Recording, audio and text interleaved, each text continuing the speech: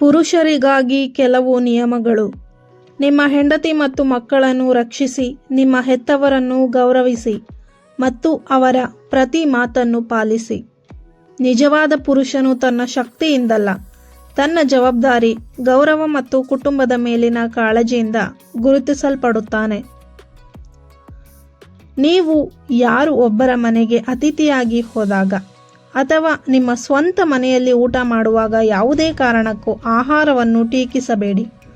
ಅದರಲ್ಲಿ ಯಾವುದೇ ಕೆಟ್ಟದ್ದನ್ನು ಕಾಣಬೇಡಿ. ನಿಮ್ಮ ಪ್ರೀತಿ ಪಾತ್ರರನ್ನು ಪ್ರೀತಿಸಿ, ನಿಮ್ಮ ಹೆಂಡತಿಯನ್ನು ಗೌರವಿಸಿ, ಏಕೆಂದರೆ ಅವಳು ನಿಮಗಾಗಿ ತನ್ನ ಕುಟುಂಬವನ್ನು, ತನ್ನ ಹೆತ್ತವರನ್ನು ಬಿಟ್ಟು ನಿಮ್ಮ ಜೊತೆ ನಿಮಗಾಗಿ ಜೀವನ ನಡೆಸುತ್ತಿದ್ದಾರೆ, ನಿಮ್ಮ ಜೀವನ ಸಂಗಾತಿಯಾಗಿದ್ದಾರೆ.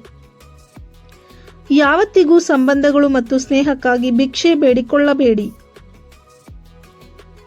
ಯಾವುದೇ ಸಂದರ್ಭದಲ್ಲಿ ಚೆನ್ನಾಗಿ ಡ್ರೆಸ್ಅಪ್ ಆಗಿ, ಅಗತ್ಯವಿದ್ದರೆ ಪರ್ಫ್ಯೂಮ್ ಹಚ್ಚಿಕೊಳ್ಳಿ. ಯಾವಾಗಲೂ ನಿಮ್ಮ ಜೇಬಿನಲ್ಲಿ ಸ್ವಲ್ಪವಾದರೂ ಹಣವನ್ನು ಇಟ್ಟುಕೊಳ್ಳಿ, ಆದರೆ ಎಷ್ಟಿದೆ ಅಂತ ಯಾರಿಗೂ ಕೂಡ ಹೇಳಬೇಕಾಗಿಲ್ಲ.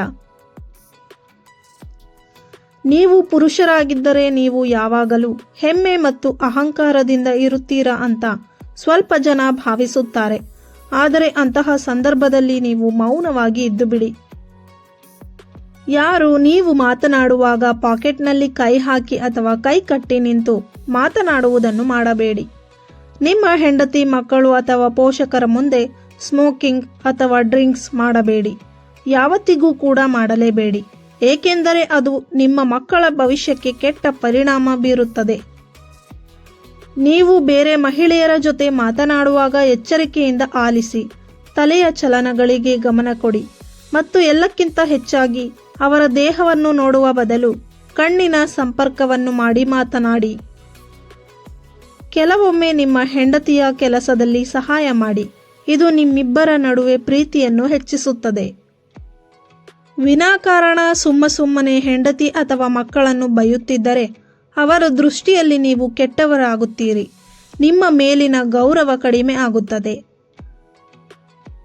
ಆದರೆ ಅಗತ್ಯ ಇರುವಲ್ಲಿ ಮಾತ್ರ ಬೈಯುತ್ತೀರಿ.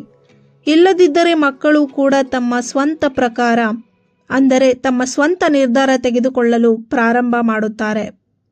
ಕೊನೆಯದಾಗಿ, ನಿಮ್ಮ ಹೆತ್ತವರಿಗೆ ಯಾವತ್ತಿದ್ದರೂ ಮೊದಲ ಆದ್ಯತೆ ಕೊಡಿ. ಅವರಿಗೆ ಮೊದಲ ಸ್ಥಾನ ನೀಡಿ. ಗರ್ಲ್ಫ್ರೆಂಡ್ ಅಥವಾ ಹೆಂಡತಿಯ ಪ್ರೀತಿಗಾಗಿ ಹೆತ್ತವರನ್ನು ಎಂದಿಗೂ ದೂರ ಮಾಡಬೇಡಿ. ಯಾವತ್ತಿಗೂ ದೂರ ಹೋಗಬೇಡಿ. ಸ್ನೇಹಿತರೆ, ಈ ಮಾಹಿತಿ ನಿಮಗೆ ಇಷ್ಟವಾಗಿದ್ದಲ್ಲಿ ಇನ್ನೂ 10 ಜನರಿಗೆ ಶೇರ್ ಮಾಡಿ ಮತ್ತು ಈ ವಿಡಿಯೋ ಇಷ್ಟವಾಗಿದ್ದಲ್ಲಿ ಲೈಕ್ ಮಾಡಿ, ಶೇರ್ ಮಾಡಿ. ನಮ್ಮ ಯೂಟ್ಯೂಬ್ ಚಾನಲನ್ನು ತಪ್ಪದೆ ಸಬ್ಸ್ಕ್ರೈಬ್ ಮಾಡಿ. ಧನ್ಯವಾದಗಳು.